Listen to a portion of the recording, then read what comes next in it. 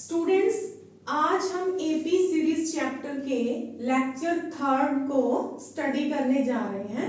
इस लेक्चर में आज हम समझेंगे क्या, जैसे कि आप देख रहे हैं कि हमारे पास एक क्वेश्चन है और जैसे आप देख रहे हो 1 + 4 + 7 + 10 + x = 287। तो यहाँ पर कुछ टर्म्स हमें दी हुई है और इन टर्म्स की जो सम है वो भी आपको गिवन है। और यहाँ पर ऑब्वियसली जैसे आप देख रहे हो x है, तो हमें यहाँ पर x की वैल्यू को फाइंड आउट करना है।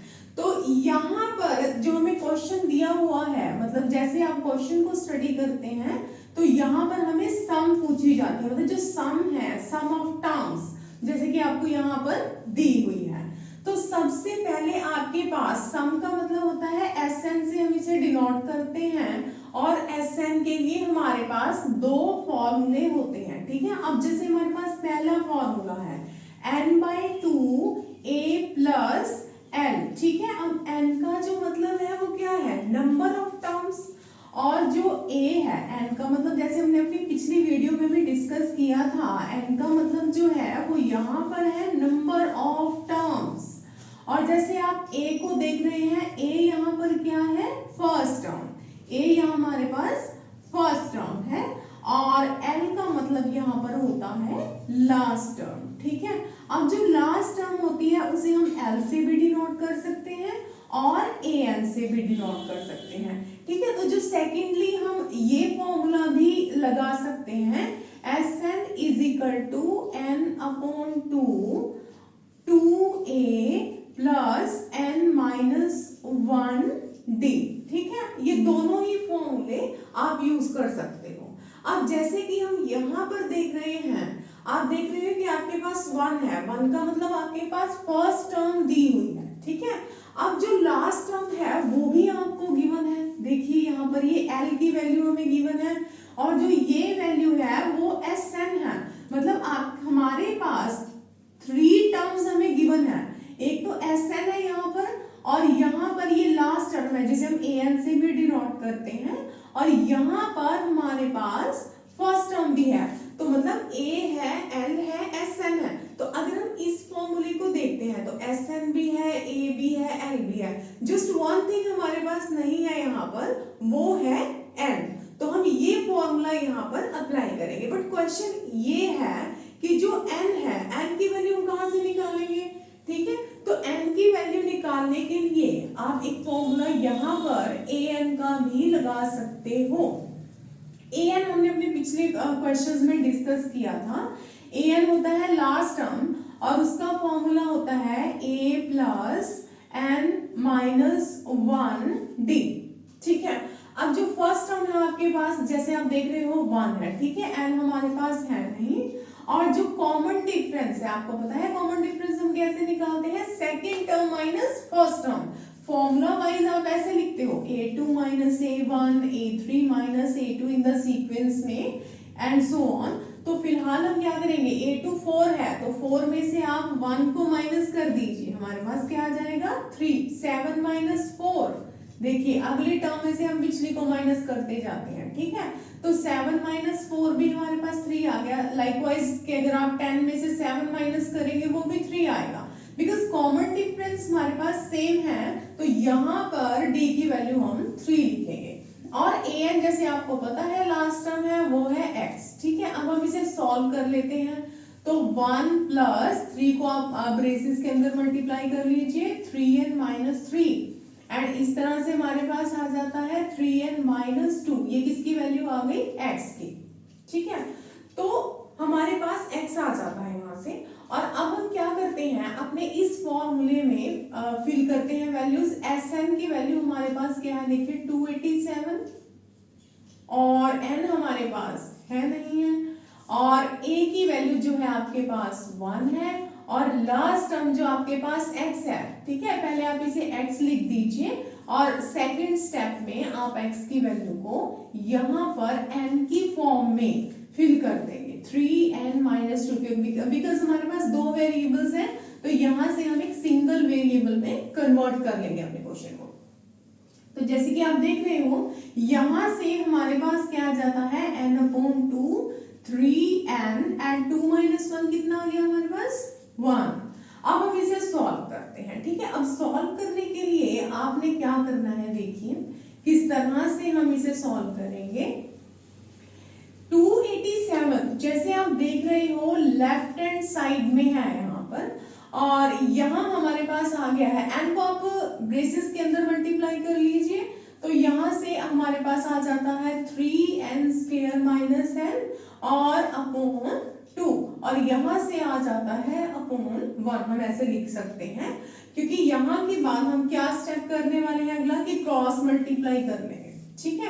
क्रॉस मल्टीप्लाई करेंगे तो 287 को 2 से मल्टीप्लाई कर लीजिए, 3n² माइनस n, इस तरह से हमारे पास आ जाता है।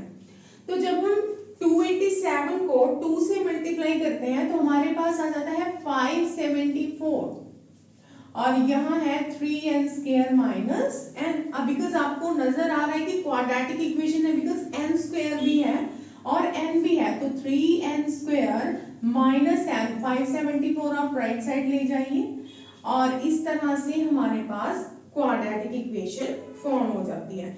अब जो मेन प्रॉब्लम है वो है इसके फैक्टराइजेशन की।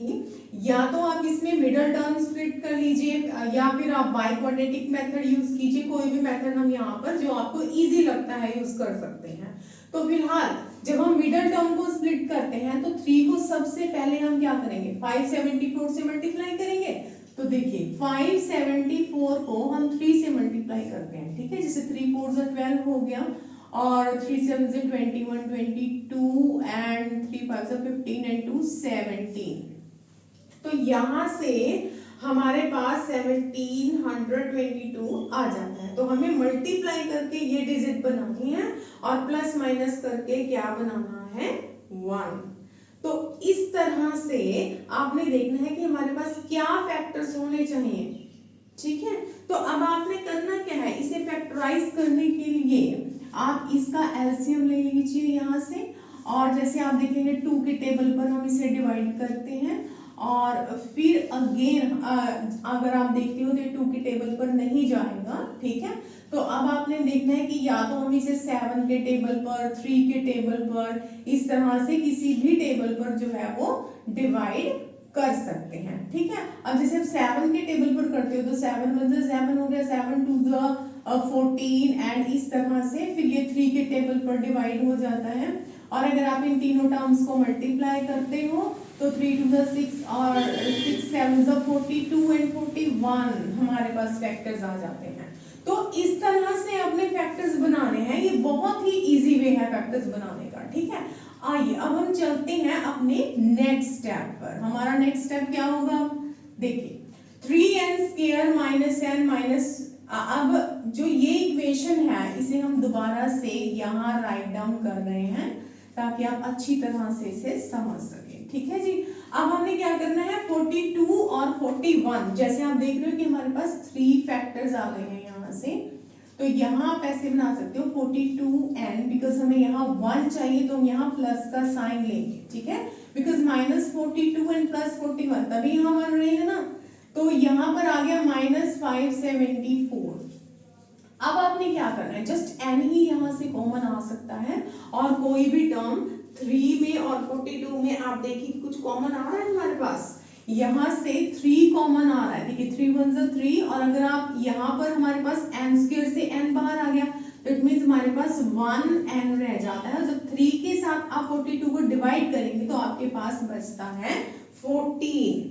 इसी तरह से आप नेक्स्ट टर्म में से भी 41 कॉमन आउट करेंगे, ठीक है। अब यहाँ से भी आप एक शॉर्टकट यूज कर सकते हो कि जैसे आप देख रहे हो ना कि आपकी फर्स्ट टर्म में जो भी फैक्टराइजेशन होगा फर्स्ट ब्रेस के अंदर, वही सेम डिजिट आपकी सेकंड ब्रेस में आएगी। तो अगर आप 41 कॉमन आउट करते हो तो 574 को 41 से डिवाइड कर दीजिए, ठीक है। डिवाइड करेंगे ना तो आपके पास क्या आ जाएगा, 14। अगर आपकी दोनों ब्रेसेस सेम आती हैं तभी आपका क्वेश्चन सही है।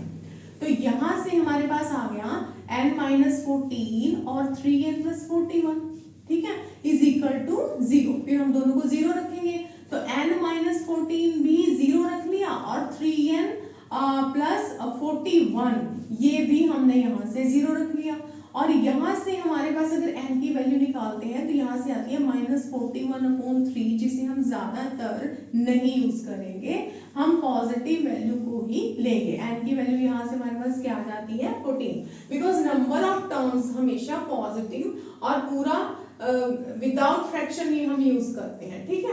अब आपने करना क्या है, n की वैल्यू क्या आ गई हमारे पास 14। अब हमें x फाइंड आउट करना था।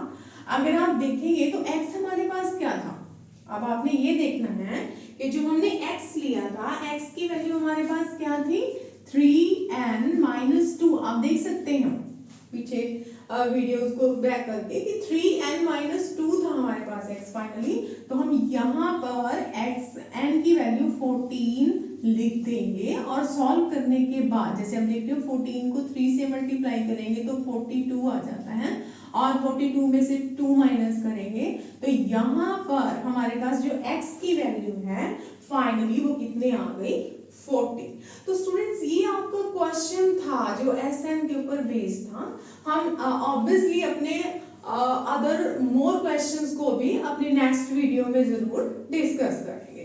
Thank you so much.